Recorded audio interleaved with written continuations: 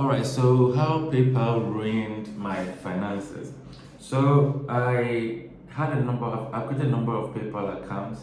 The first few were using my wife's details because she is in America, so everything was in her name while the money came to me. And when I went to the US and had the opportunity to create my own bank account, I also used that to create my own PayPal using my bank account. But after receiving money and transferring to the bank account, a bit about 2 months later, PayPal now was requesting that I put my social security or any tax details on there. But of course, I wasn't American, so I didn't have all those details.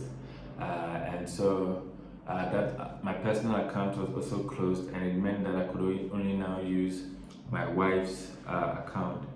And after the first year, um, when the year ended, they brought the tax details to PayPal through PayPal, and I realized you had to pay taxes on all the money that I had earned. But of course, it was in my wife's name, so that means my wife had to pay the taxes. And what happened was, um, because my those earnings were being added to his annual sort of income, it raised his tax bracket, or what the tax bracket that she was within, to a higher one. That means she had to pay more taxes, and in terms of returns, she had lower coming in also. So that was a messy situation. So going into this year, I knew fully aware that I had to, after making all the money, I had to leave some for tax purposes. And so the accountant advised that I leave at least 30% of those earnings to take care of all the tax issues.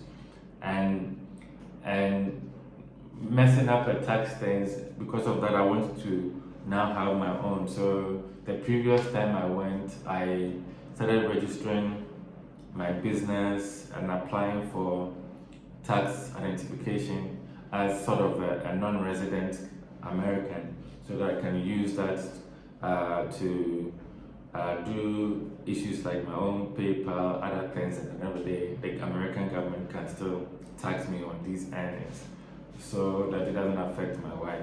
So back and forth, I was successful. I got an ITIN, individual tax identification number, as well as an employer identification number for taxation. And of course, I was able to register my company, and I was now able to use that registration and tax details to open a bank account for my business. So my last trip to the US, one of the things I was really, it's like something told me, make sure you're able to create this bank account and then use it for this. So I struggled back and forth, provided documentations here and there, and then the last day before leaving, my new PayPal account was approved. So I was like, oh, thank God. And then sadly, when the day I arrived in Ghana, I had an email from PayPal saying that the PayPal account that was in my wife's name had been sort of blocked. And so any money that was there will become available to us to transfer into a bank after 160 days, which is 6 months.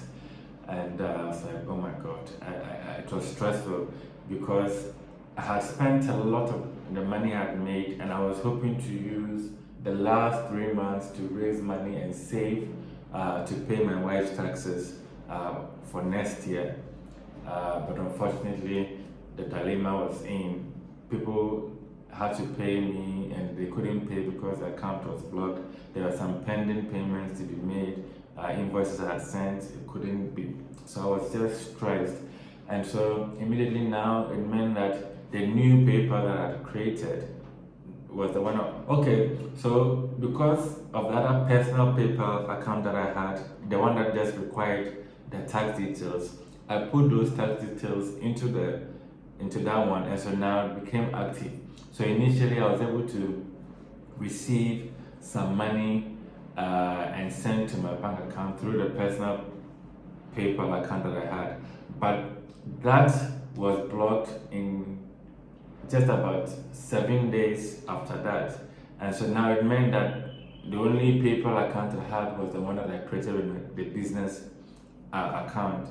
And so that one too, because that one was started from scratch, any money that came in, PayPal held on to it, saying that until after 60 days or so, if none of my clients had issues with them, then they would lease it to me. So I was like, okay, at least I kept doing transactions, making money. And unfortunately, that account too, after some few days, was blocked. And the same thing, I'm supposed to wait till 160 days before they transfer that money. So this has been so stressful because you realize that this is one way I make money for myself and also to be able to take care of my family in the US, because of course it's easy once I have a paper. If they need something, especially for Nathan's care, I just cool and care, I just transfer it from there. And of course I also needed money to save to take care of the taxes, and it will be too heavy on me to change cities from Ghana to do Nathan's care and even now to take care of the tax issues. So I'm so stressed out. I don't know what to do. So I'm now, anytime some of these clients come, I'm looking at alternative ways to make payments. I've had to set up Stripe. I've had to reactivate Pioneer or Payoneer or whatever they call it, and also make it available for people to make payment through bank. But the truth is, majority of the people just want to are comfortable paying with paper, and the others are not an option. But gradually, I'm seeing some few people wanting to use Payoneer also. And but the issue with Payoneer is, since the whole issue, I have sent requests, about 6 of them. Only one has paid so far, and then even when he paid, they put some hold on it and said I had to provide conversations with the client that shows that they have made payment or have completed what. It's so cumbersome, and I can also understand why people would want to use paper, because it's very convenient, very easy. So I don't know. I'm still pretty stressed. Looking at how to quickly make money before the year ends, so at least I can take care of the taxes that I've accrued on my wife's account.